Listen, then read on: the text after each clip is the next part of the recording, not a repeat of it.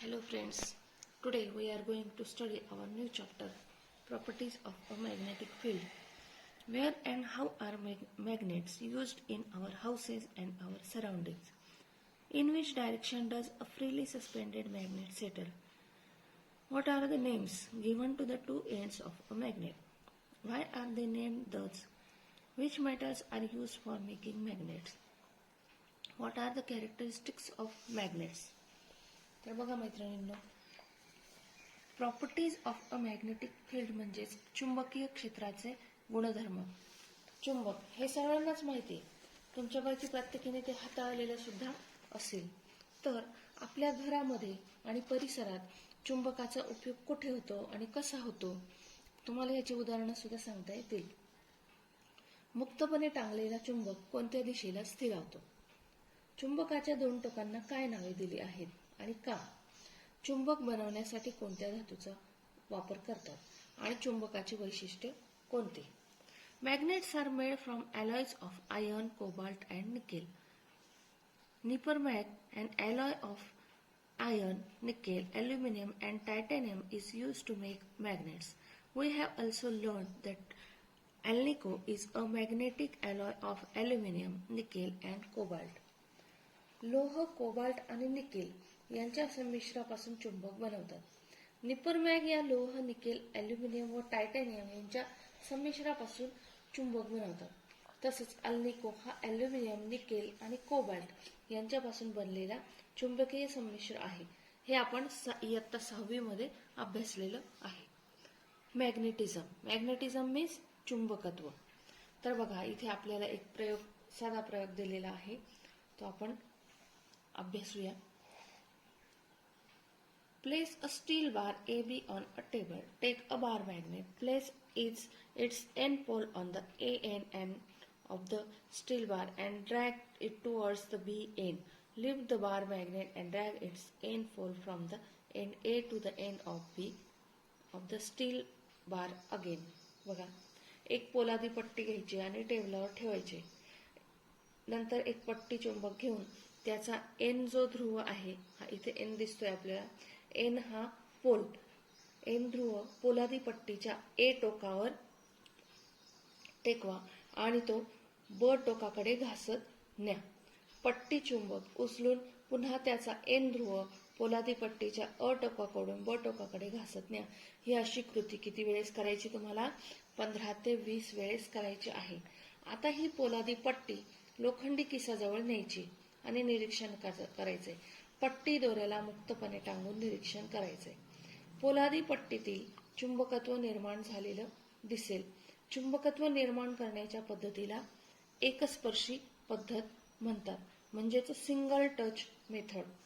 या पद्धतीने निर्माण झालेले चुंबकत्व कमी क्षमतेचे, low strength and last for a short time, म्हणजे अल्पकालीन असते. आता पुन्हा दुसरं एक पोलादी पट्टी टेबलावर ठेवून तिच्यावर 2 पट्टी चुंबक घ्यायचे, बार मॅग्नेट आपण त्यांना म्हणतो. चुंबकीय पट्ट्यांचे 2 विजातीय ध्रुव पोलादी पट्टीच्या मध्यावर टेकवायचे, इथे सेंटरला टेकवायचे. नंतर एका चुंबकीय पट्टीचा एस ध्रुव अ टोकाकडे घासत न्यायचा आहे. त्याचवेळी दुसऱ्या चुंबकीय पट्टीचा एन ध्रुव बी टोकाकडे घासत न्यायचा आहे. ही सुद्धा कृती आपल्याला 15 ते 20 वेळेस करायची आणि पोलादी पट्टी लोखंडी किसाजवळ न्यायची. या पद्धतीला काय म्हटलं जातं? डबल टच मेथड, म्हणजे द्विस्पर्शी पद्धत. या पद्धतीने निर्माण होणारे चुंबकत्व हे एकस्पर्शी पद्धतीमुळे निर्माण होणाऱ्या चुंबकत्वापेक्षा दीर्घकाळ टिकते. पुढे, Earth, a gigantic magnet. The scientist William Gilbert gave a scientific explanation based on experiment of the observation that a freely suspended magnet always settles in the north-south direction only. He gave a round shape to a naturally occurring magnetic rock. He suspended this spherical magnet so that it could turn freely and brought the north pole of a bar magnet near it. The south pole of magnetic sphere was attacked towards it. बघा, पृथ्वी एक मोठा चुंबक. मुक्तपणे टांगलेला चुंबक दक्षिणोत्तर दिशेत स्थिर राहतो. आता हे आपल्याला बऱ्यापैकी माहिती आहे. याचं शास्त्रीय कारण विल्यम गिल्बर्ट या शास्त्रज्ञाने प्रयोगाच्या सहाय्याने दिलेलं आहे. त्याने काय केलं, नैसर्गिक अवस्थेत खनिज रूपात आढळणारा चुंबकीय दगड घेऊन त्याला गोल आकार दिला. हा गोलाकार चुंबक मुक्तपणे फिरू शकेल अशा रीतीने टांगला व त्या गोलाकार चुंबकाजवळ पट्टी चुंबकाचा उत्तर ध्रुव आणला. तेव्हा चुंबकीय गोलाचा दक्षिण ध्रुव आकर्षित झाला. हे बघा, इथे पट्टी चुंबक आहे आणि हा गोलाकार आहे, त्याने मुक्त अवस्थेत टांगला आणि अशा पद्धतीने तुम्ही बघू शकता. टांगलेल्या चुंबकाचा उत्तर ध्रुव पृथ्वीच्या भौगोलिक उत्तर ध्रुवाच्या दिशेने स्थिरावतो. म्हणजेच याचा अर्थ पृथ्वीच्या भौगोलिक उत्तर ध्रुवाजवळ कोणत्या तरी प्रचंड चुंबकाचा दक्षिण ध्रुव आणि भौगोलिक दक्षिण ध्रुवाजवळ या चुंबकाचा उत्तर ध्रुव असायला हवा. यावरून विल्यम गिल्बर्टने असं अनुमान काढलं की पृथ्वी हाच एक मोठा चुंबक आहे, पण या चुंबकाचा दक्षिण ध्रुव पृथ्वीच्या भौगोलिक उत्तर ध्रुवापाशी तर चुंबकीय उत्तर ध्रुव पृथ्वीच्या भौगोलिक दक्षिण ध्रुवापाशी असला पाहिजे. Magnetic needle. Take a square cardboard and mark the directions on it.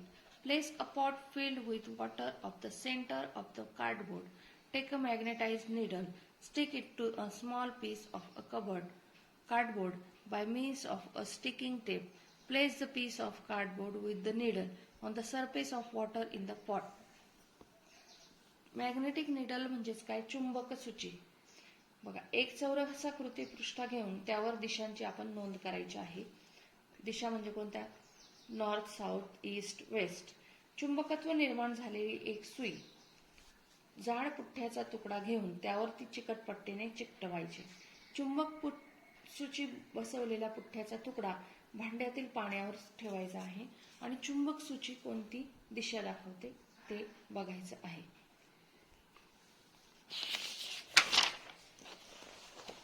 Magnetic field म्हणजेच काय, चुंबकीय क्षेत्र. इथे पण आपल्याला एक साधा प्रयोग दिलेला आहे बघा. एक पट्टी चुंबक आणि काही टाचण्या घ्यायच्या आहेत. चुंबक आणि टाचण्या एकमेकांना चिकटणार नाही अशा अंतरावर ठेवायच्या, म्हणजे थोडं त्यांच्यात अंतर ठेवायचंय. आता चुंबक हळूहळू टाचण्यांच्या जवळ घेऊन जायचे. टाचण्या चुंबकाकडे आकर्षित होताना निरीक्षण करायचे. तुम्ही हा अगदी सोपा प्रयोग घरच्या घरी करू शकता. टाचण्यांपासून दूर असताना सुद्धा चुंबक टाचण्या स्वतःकडे खेचून घेत असतो, म्हणजे तो काही अंतरावर सुद्धा परिणामकारक असतो. त्यानंतर एक छोटा पृष्ठा घ्यायचा आहे. पुठ्ठ्याच्या मधोमध पट्टी चुंबक ठेवायचा आहे आणि पुठ्ठ्यावरती चुंबकाभोवती थोडा लोहकीस पसरवायचा आहे. पुठ्ठ्याला सावकाश टिचकी मारा. पुठ्ठ्यावरील लोहकिसाचे निरीक्षण करायचे, काय होते ते. आता वरील दोन्ही प्रयोगांवरून काय निष्कर्ष निघाला, तर ब्रिटिश संशोधक मायकेल फॅरेडे याने चुंबक पट्टीच्या एका टोकापासून दुसऱ्या टोकापर्यंत जाणाऱ्या रेषांना चुंबकीय बलरेषा असं म्हटलेलं आहे, म्हणजेच मॅग्नेटिक लाईन्स ऑफ फोर्स असं म्हटलेलं आहे. चुंबकाभोवतीच्या ज्या भागात वस्तूवर चुंबकीय बल कार्य करते त्यास चुंबकीय क्षेत्र म्हटलं जातं, म्हणजेच मॅग्नेटिक फील्ड असं म्हटलं जातं. चुंबकाभोवतीचे हे चुंबकीय क्षेत्र चुंबकीय बलरेषांनी दाखवता येते. एक एकक क्षेत्रफळाच्या भागातून त्या भागाला लंब दिशेने किती बलरेषा जातात त्यावरून त्या ठिकाणी असलेल्या चुंबकीय क्षेत्राची तीव्रता म्हणजेच इंटेन्सिटी ऑफ मॅग्नेटिक फील्ड आपल्याला कळते. The intensity of a magnetic field is low where the lines of force are sparse and intensity is high where the lines of force are concentrated.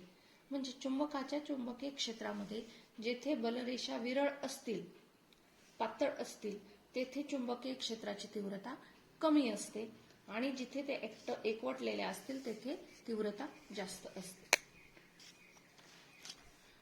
Properties of magnetic lines of force. चुंबकीय बलरेषांचे गुणधर्म. While proposing the concept of lines of force, Michael Faraday argued that if all observed effects are to be explained satisfactorily, then the lines of force must have certain properties. म्हणजेच बलरेषांची कल्पना मांडताना निरीक्षणाप्रमाणे सर्व परिणामांचा समाधानकारक पडताळा घेण्यासाठी त्या बलरेषांना काही गुणधर्म असणे आवश्यक आहे असे मायकेल फॅरेडे याने स्पष्ट केले. Magnetic lines of force are imaginary connecting lines and Faraday introduced the concepts of lines of force in order to explain magnetic attraction and repulsion. बघा, चुंबकीय बलरेषा या काल्पनिक जोडण्या असून फॅरेडेने चुंबकीय आकर्षण व प्रतिकर्षण यांचे स्पष्टीकरण देण्यासाठी त्यांची संकल्पना मांडली. चुंबकीय बलरेषा नेहमी उत्तर ध्रुवाकडून दक्षिण ध्रुवापर्यंत जातात. हा दक्षिण ध्रुव त्याच किंवा दुसऱ्या चुंबकाचाही असू शकतो. चुंबकीय बलरेषा एखाद्या स्प्रिंग सारख्या ताणलेल्या अवस्थेत असतात.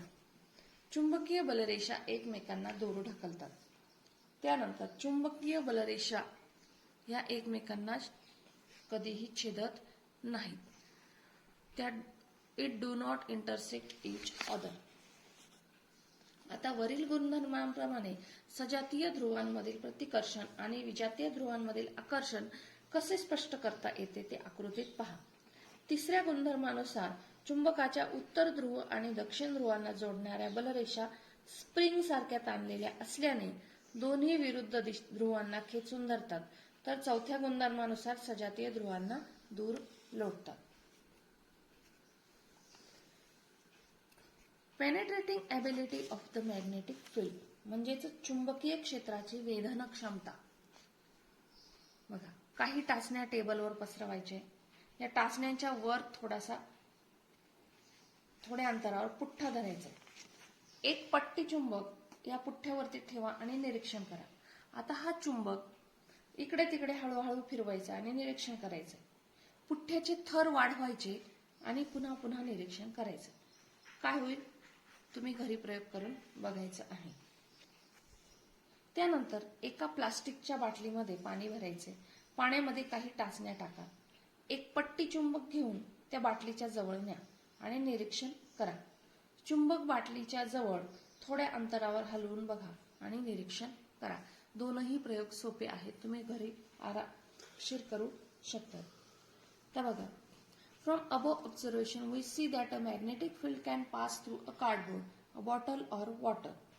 वरील दोन्ही कृती केल्यावर आपल्या लक्षात आलं की चुंबकीय क्षेत्र हे पुठ्ठ्यातून, पाण्यातून व बाटलीतून आरपार जाऊ शकते. मात्र असे होताना चुंबकीय क्षेत्राची तीव्रता कमी झालेली आढळते. मेटल डिटेक्टर्स म्हणजेच काय, तर धातू शोधक यंत्रे. तर बघा मैत्रिणींनो, आपण कधी पिक्चर पाहायला गेलो किंवा एखाद्या मोठ्या मॉलमध्ये गेलो तर हे अशा पद्धतीचे मेटल डिटेक्टर्स असतात. आपल्याला दरवाजात उभं करून आपल्या सर्वांगावर ते फिरवून मग बघतात की तुमच्याकडे काही वस्तू आहेत का. तर the function of these machines is based on electromagnets. Metal detectors are used in very important places like an airport, bus station, certain temples and buildings. They are used for inspection of person entering these places. Metal detectors are used to detect very precious articles and also in the food processing industry to detect any iron, steel objects mixed unknowingly in foodstuffs as these would be harmful to health. In geology, these machines are used to detect the presence and quantity of metals. म्हणजे बघा, या यंत्रांचं कार्य विद्युत चुंबकावर आधारित आहे, म्हणजेच इलेक्ट्रोमॅग्नेटवर.